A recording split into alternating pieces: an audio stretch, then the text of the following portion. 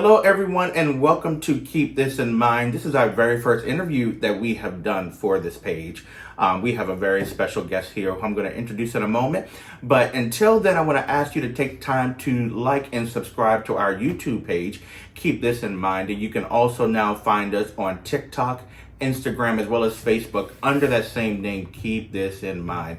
Like and share with your friends, because this is definitely something that you're going to come back and continue to watch to boost your mental health and get the tips that you need in order to live a better life. And there's no one better who I would love to have here than Miss Harriet V. Bennett. She is a words woman, right, as she calls herself, a poet, a actress, a playwright, a gospel recording artist. If you go to iTunes, you can find her song, Mary, Did You Know?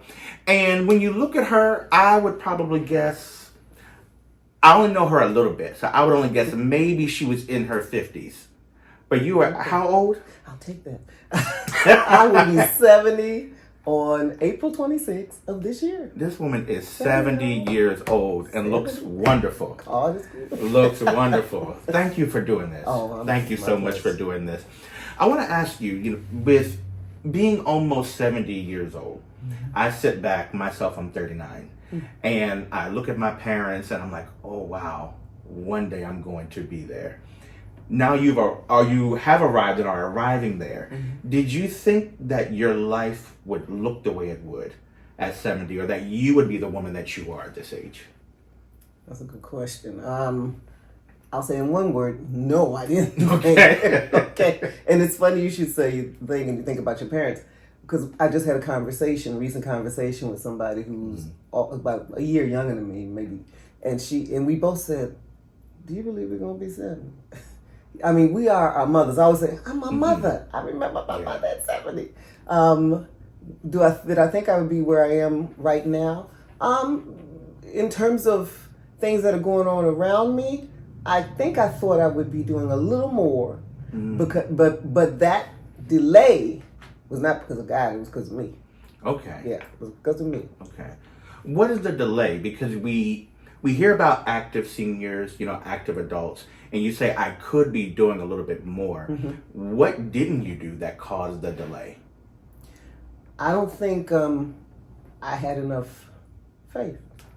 I didn't have enough trust in. I knew what I knew. I knew that I was skilled to do some things, and I knew the way that ideas were coming. That if I did this, I'd do that, and I would get to a point, and then I'd stop, or I'd slow down to the point that it just wasn't working, or I'd go into something else. So that's one thing I learned. When you have something in mind to do, stick with it. Even if you do a little bit a day, do it. So I was delaying my progress. Okay, because you didn't stick with it until it was done. Right. Until it was done. Exactly. So what's giving you the courage to do it now? Because many people get to an age, and I think we start early in that. We get to our 40s and 50s and we say, okay, that time has passed. That dream is dead.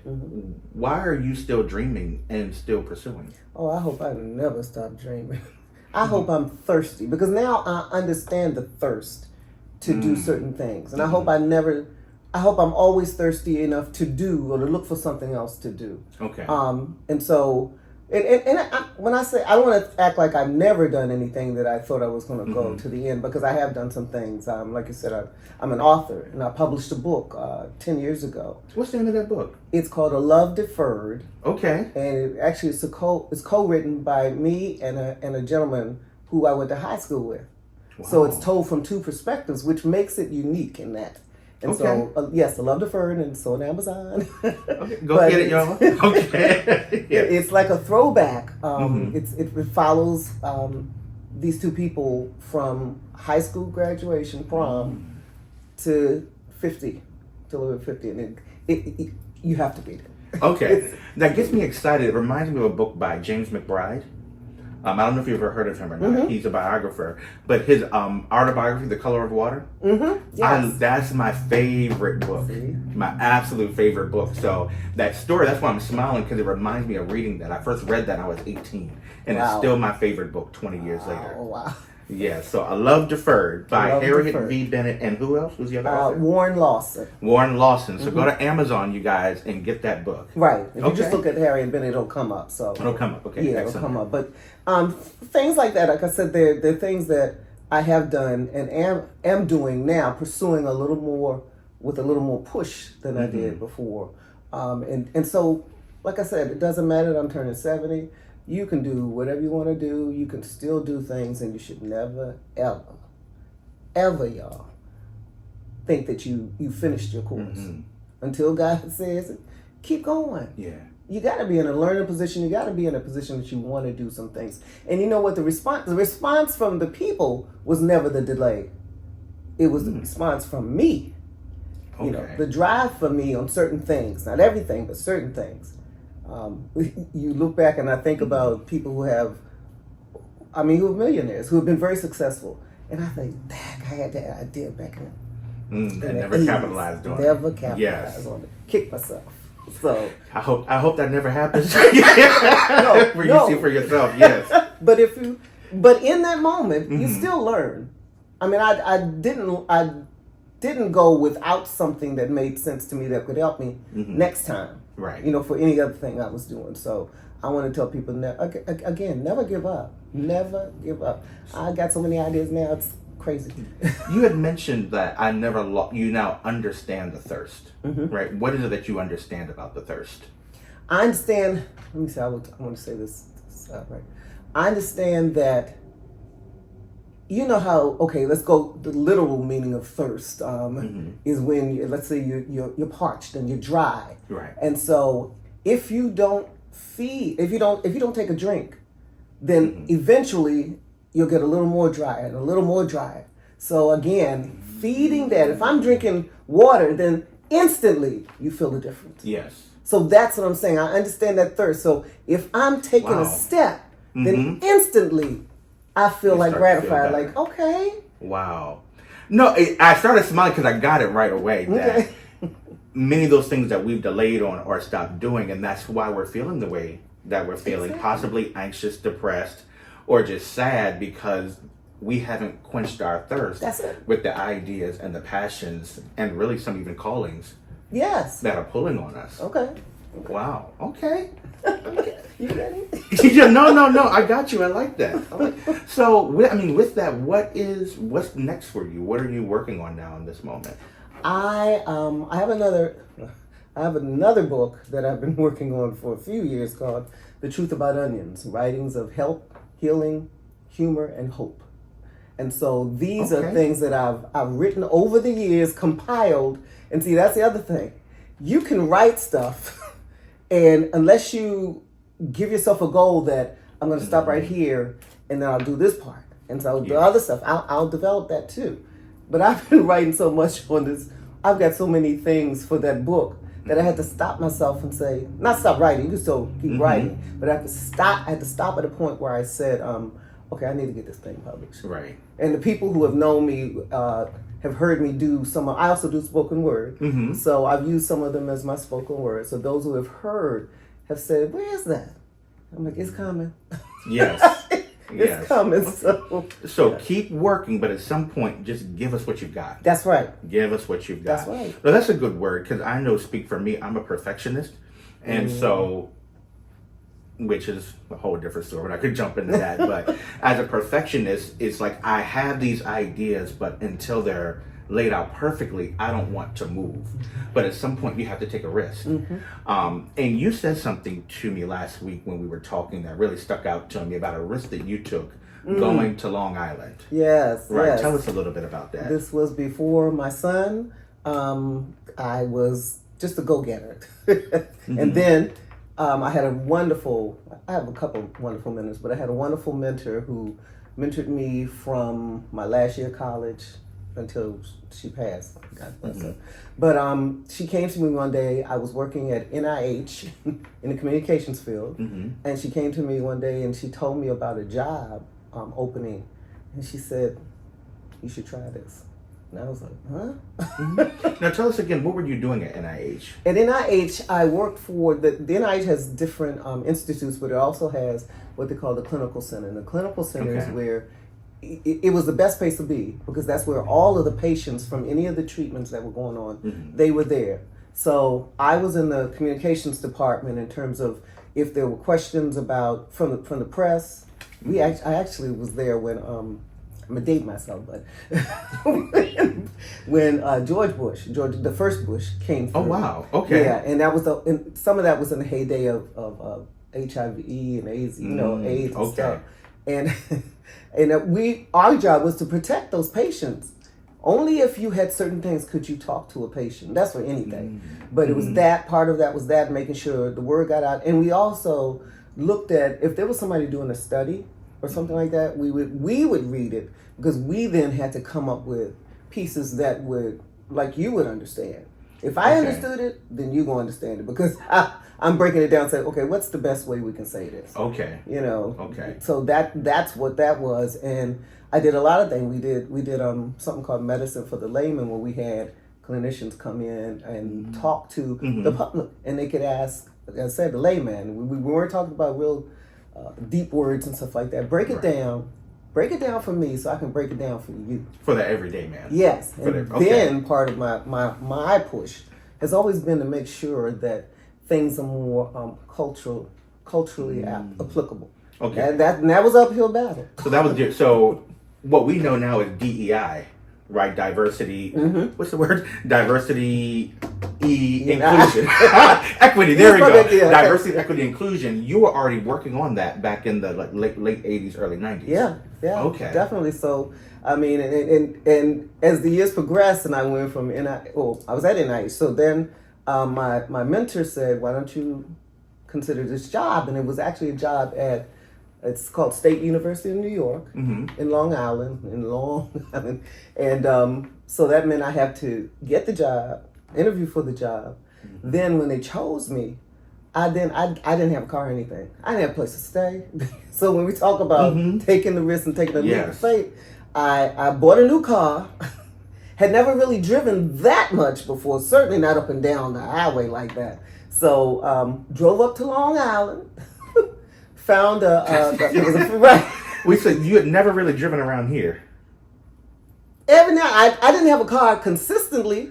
Okay. So now Okay, so that was a true luxury. To have a car for yourself. Oh yeah. Okay. Yeah. And so bought the car, went up. I ended up staying with a good friend from my church then, his family, and then drove out to SUNY Stony Brook, working with the organ transplantation education program. It was something new that they were doing.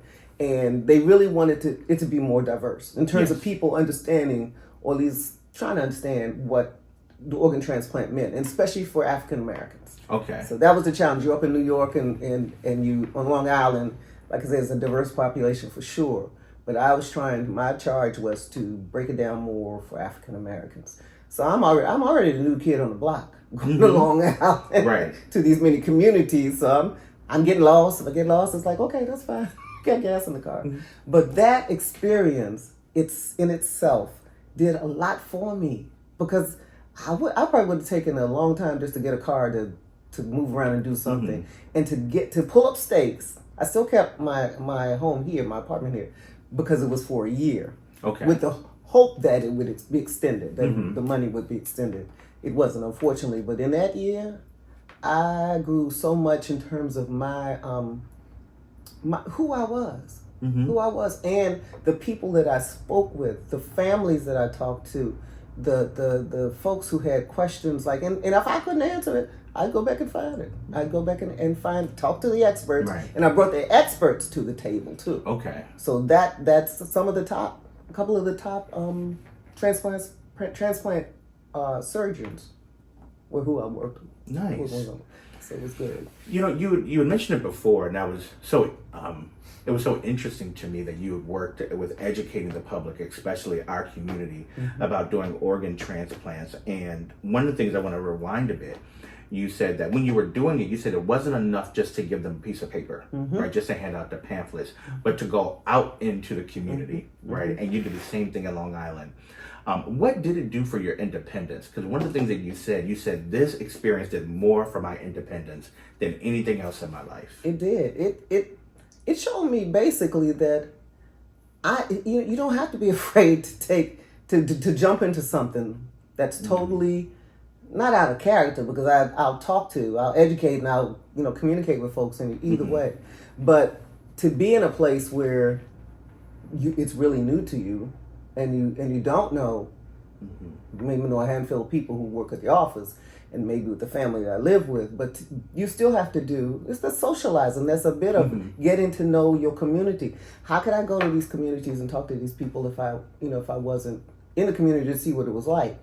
So those were the things that I learned. I didn't join the church, but I went to a church. It was a black church. It was a powerful church. And so and then just meeting people and stuff, that was different for me. And just like I said, the stretch for me, and I know I said this before, I said, it's Long Island, y'all. It's Long Island. So the stretch was literally and figuratively God just pulling me from one place to go all the way down the road by myself.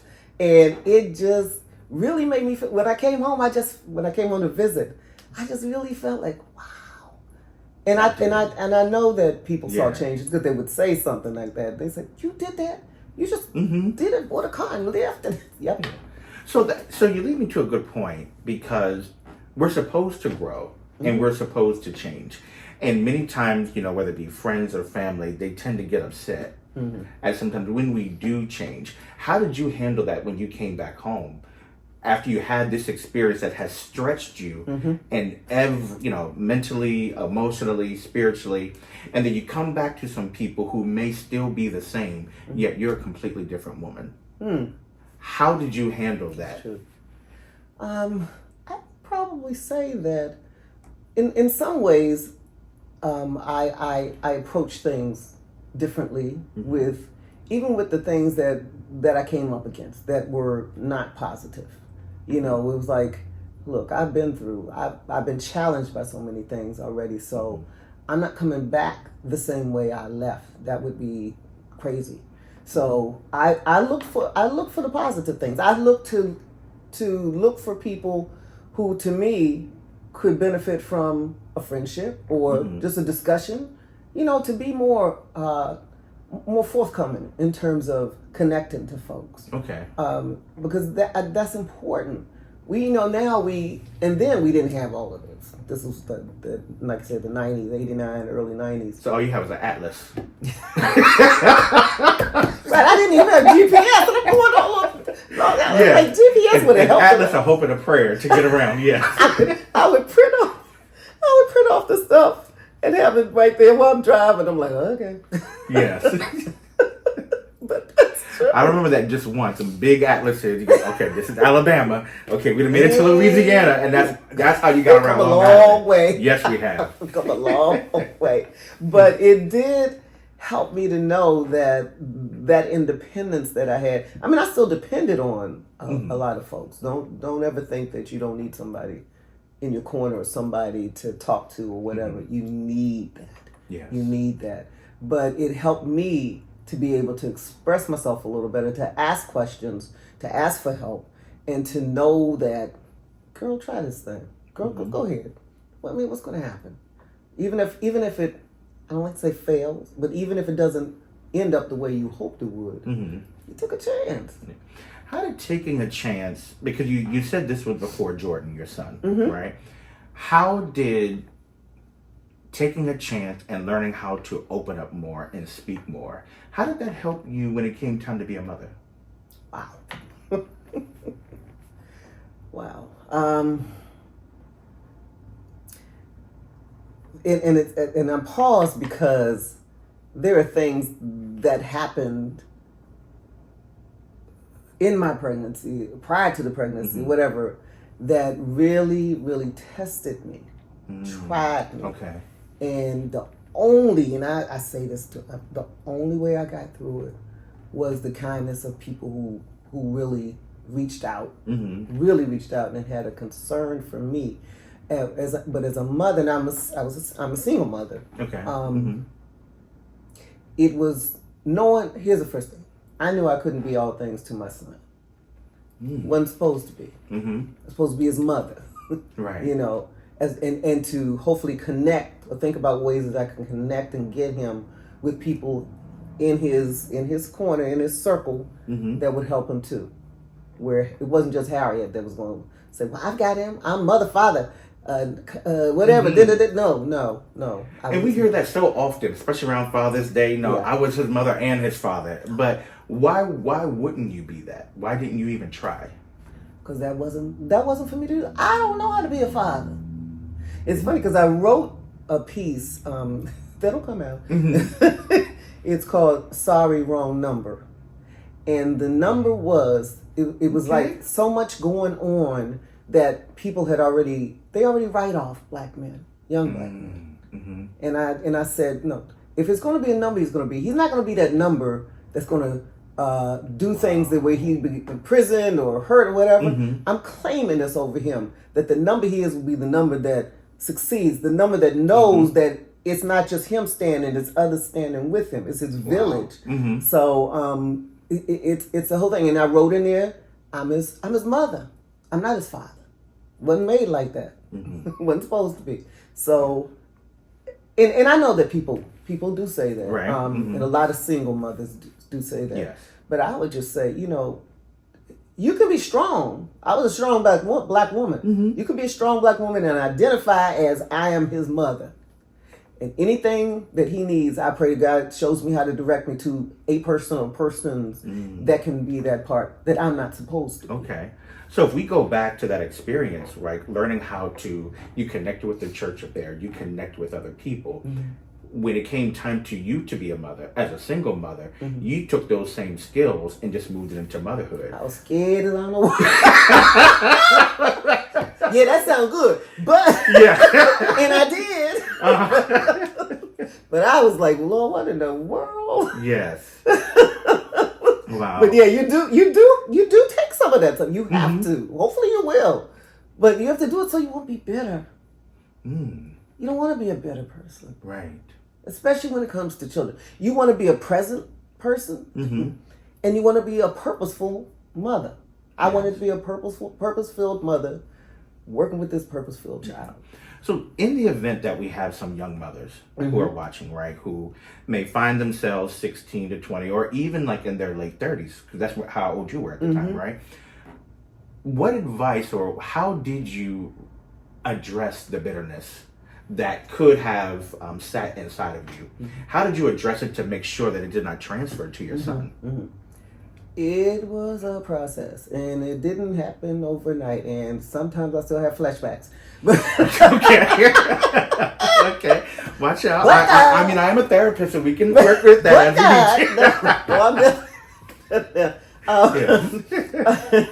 But addressing the bitterness, I didn't do it by myself. I didn't. And yes, I was a Christian. Yes, I love the Lord. Sometimes, like, can I just put it right here for a second? Because I need to speak to. But I would say to a young mother, to a mother, don't let that bitterness overtake you. You can be bitter, or do you want to be better? And I wanted to be better. I didn't want to just stay in a place that if I saw somebody, I remember what they said or they did, and I was like, I didn't want to be that person. And we do have it in different things, in different ways. Because I didn't want that to spill over to him. Yes. So some of the things I went through, he never saw. He never heard me talk about it. But it wasn't for him at that point, at that time, to express, this is what I'm dealing with. Right.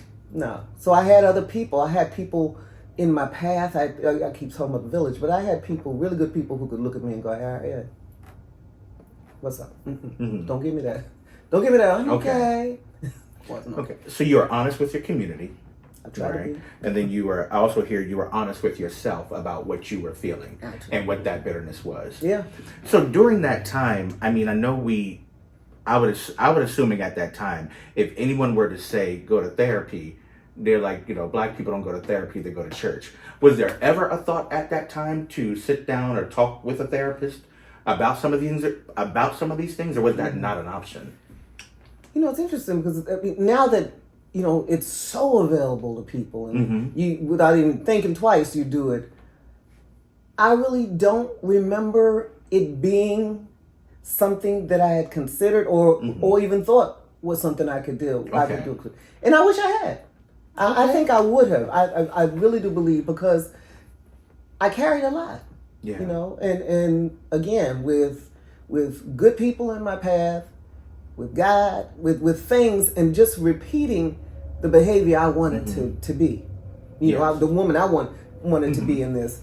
But having somebody to talk to, I think, would have been wonderful. I didn't even, like, I was working, like I said, I didn't even approach my, I think they call it whatever the EAP? thing. Yeah, I didn't Employee even. assistance? Yeah, I didn't even do that, and I wish I had. How do you think it would have been different if you could rewind time and go back and say, okay, you know what, I need to talk with someone. Let me call up my insurance. Let me take advantage of these services. What would have been different in your life to have that opportunity to sit with an unbiased and culturally respected therapist? And that latter part is very important. I don't know what would have been different. I think it would have given me a platform to just express everything that I needed to say. Everything. No holds barred. Yes. And I did that with some people, but sometimes you can be too close to people to really effect the change that you need to effect. That's real. Yeah. That's real. You know, the one thing, I sit with students all the time, and I've sat with adults, and I would often tell them, where can you go where you can talk about yourself all the time, as much as you want, however long you want, within that 50-minute period, because we do need to pause, without judgment, right? No one knows you, but they're here focusing only on you and that need. And they can speak to you in a way that family and friends can, because there's a different type of investment. And so you bring up a good point that sometimes we can be too close to really help those that we love. And it's interesting that I'm saying it's full circle, but it's where I am now in terms of I'm in a ministry at my church. It's called Stephen's Ministry. Okay. And it's we're not therapists. You know, we say we're there to help others, to stand by them, to walk with them, to hear them out. And so basically, I did training for it, and what I do is we have, if people are hurting for any reason, whatever, it could be any situation, they can come to us. They can say they need we call ourselves caregivers, Okay. and those who we talk to are care receivers. So you go into it and you express to them that I'm here to hear whatever it is you need to say. No holds barred. What's right for you? Talk to me. And we have probes, like I said, to get other things out. So, and having done that, I was like, wow. I'm like, wow, this is good. So I'm saying, to go farther, if it needs to go farther than what we can provide, then we refer them out. Yeah, and that's needed, because I would never, if it's something that I'm not supposed to handle, is getting a little too, then that's what you do. But I mean, just to see myself in that position now, and I do it it's just part of my who I am, my DNA, I guess. It's almost instinctual. Yes, because I think about there's so much going on. There is. There's no way. I always say, God, give me something that I can talk to the least of them. Because they'll be in the corner somewhere, or they'll look at you. It'll be a look that, just go say hi. Isn't it interesting how you can see that? How you can look at someone and they can say, hi, how are you? That's right. But then when you see them, it's like there's something else behind that hi. Yes. And sometimes they like it and sometimes they avoid you because they know you can see them. But there's such a beauty in being seen. Yes. Just to know that someone was able to see beyond all my defenses, beyond all my safeguards, and say, I see you and I value you. And I value your story. And you can say how, like, if we come, can we cuss if we need to? Hey, okay. Whatever you need to do. Because no holds bar. No holds bar. I know that's what I tell myself. I'll never forget the very first person I ever sat with. And I think I was in a school during my internship. I said, you can cuss if you need to. They said, for real? And I said, yeah. He said, bet. And then he just let go. And I was like, got him. Because it created such an atmosphere of trust that you're not going to judge me, especially being a person of faith. And we can look down on people, but no, if you need to cuss, say whatever, say it. And it's such a great release for them. You said that, and I remember having a conversation. Like I said, there's so many people. There's so many things that people need to. You got to be. They used to say, "Oh, you're crazy." No, you're not crazy. You can wear yourself out emotionally. Mm-hmm. You can be spent emotionally, all of it, mentally, etc. If you don't realize something. But I was talking to a young lady about, it was before Christmas, and I hadn't talked to her in a while. And she had lost her father, and we were just talking, had a real good talk. I thought we were going to talk for about 20 minutes. We were on the phone for 3 hours, talking about from A to Z, everything. And I listened. That's the other thing. The listening is key. Absolutely. So I would go from some things she said and then ask a question or something. But it was mostly, this was her moment. She needed to do that. And then we just laughed. We did everything. And then afterwards, I texted her and I just said, I so enjoyed the conversation, just talking to you. And she said, which I can't, she said, I just want you to know, not only was it easy talking to you, but I felt safe. Wonderful. And those two words, I said, okay, God, that was it. Absolutely. That was it. Absolutely. Safety is key, and I remember talking to some people, in and out of the counseling room. It was like, if you want to know why some people won't open up, it's because they don't feel safe. Yep. Right? It's one thing to set up your office and set up your home, but if how you engage them does not scream safety or confidentiality, I'm not going to open up and talk to you. So it's wonderful, absolutely wonderful that she has that with you. That she has that with you. And I'm glad, in talking to you, and just know a lot of young people. I'm learning more young people who are actually in the field to counsel or to whatever. And I'm so glad that y'all are in it. I'm just saying, because you all I think you just bring a different level that's needed. Before you thought about all these I'm almost 70, over 50. Yes, you are almost 70. Salt and pepper hair, white people. Not even black people. It took a long time to do that. Yeah. But who you come in, you sit down, it's very stale. And you say, tell me what, I can only tell you if I'm not feeling like I can really open up to you. I'm not saying that they can't do, they do jobs, they do a good job. But when it happened and it was that paradigm shift that said, we got to get in there. Oh yeah, it makes a difference. It makes a difference. And I've been on the opposite end of that as well. As a client working with therapists, I've worked with 2 white men and I've worked with, I think I have 1 black female therapist and 1 black man.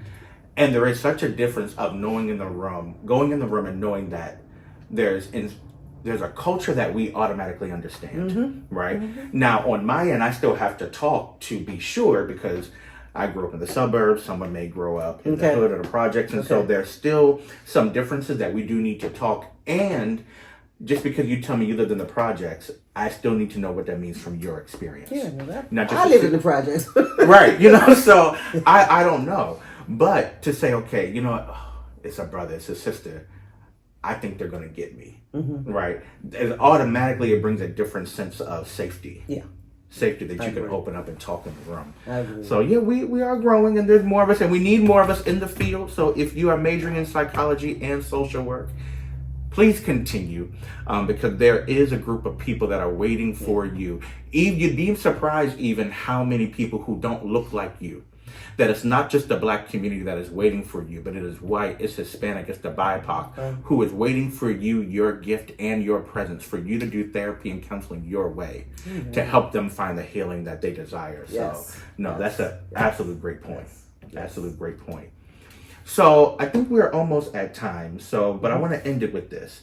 If you could give a gift of knowledge to the younger generation. So we have Generation Z, who is moving into the workforce, right? They're the ones born between 1997 and 2012. Okay. If you could go back to yourself when you were in your late 20s, early 20s, okay? Go back. You're going to go back 50 years and bring up some knowledge for this generation coming forward that would help them overcome the obstacles that you went through. What would you say to them? First of all, you can't really, I'm saying, I don't think there's a magic thing that says you're not going to have problems. The obstacles, you can just do this. Because obstacles are there for a reason. Sometimes they're there for a reason. Because we always talk about the trials and stuff that, that God gives us. Yes.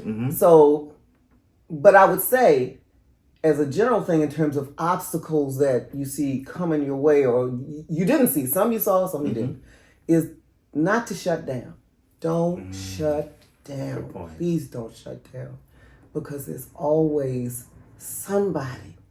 Just know, if you didn't see it the first time, if you couldn't find it, they weren't there the first time, don't give up. Don't give up. Please just talk to somebody. Somebody, I don't care where they are. It could be somebody that you saw. It could be a teacher. It could be, and if you're, older or something like that, it could be a next door neighbor. It could be, well, people don't do so much neighborly things.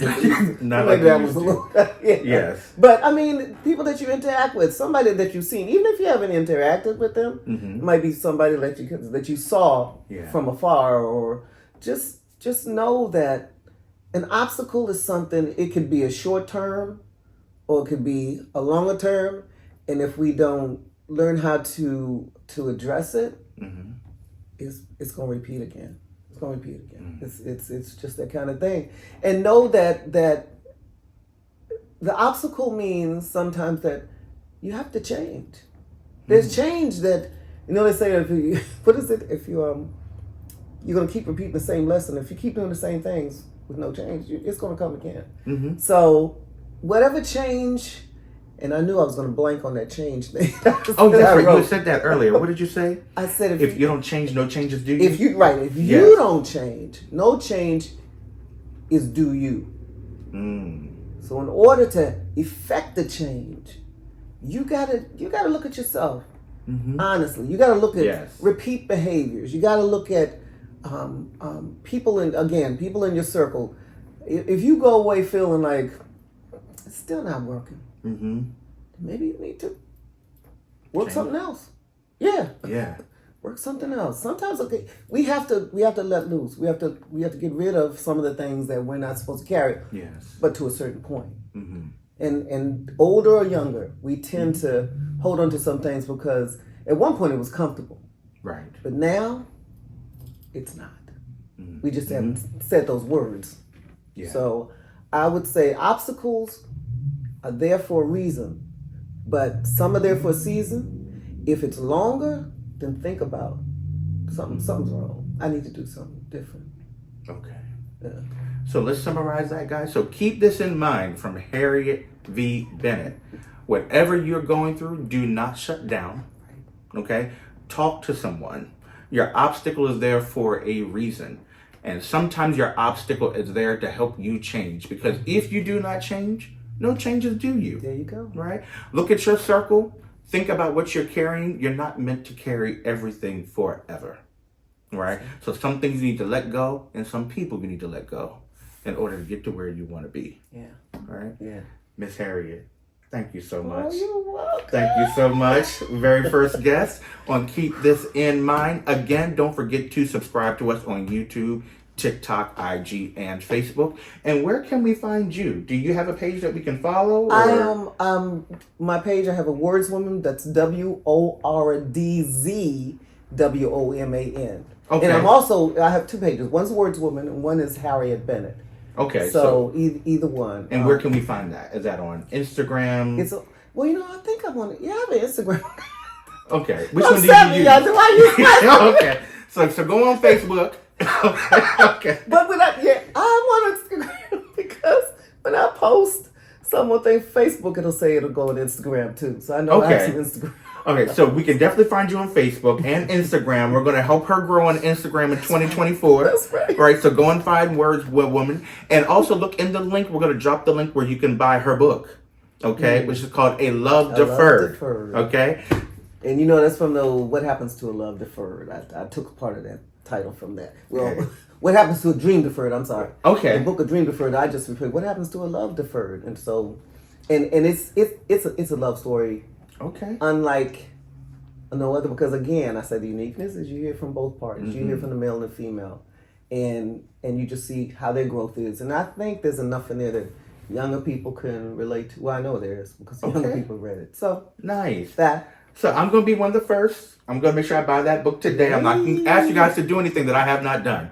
All right. So go ahead and buy the book. Okay. Let's support Miss Harriet. And remember, as always, guys, keep this in mind. Thank you so much. Yes.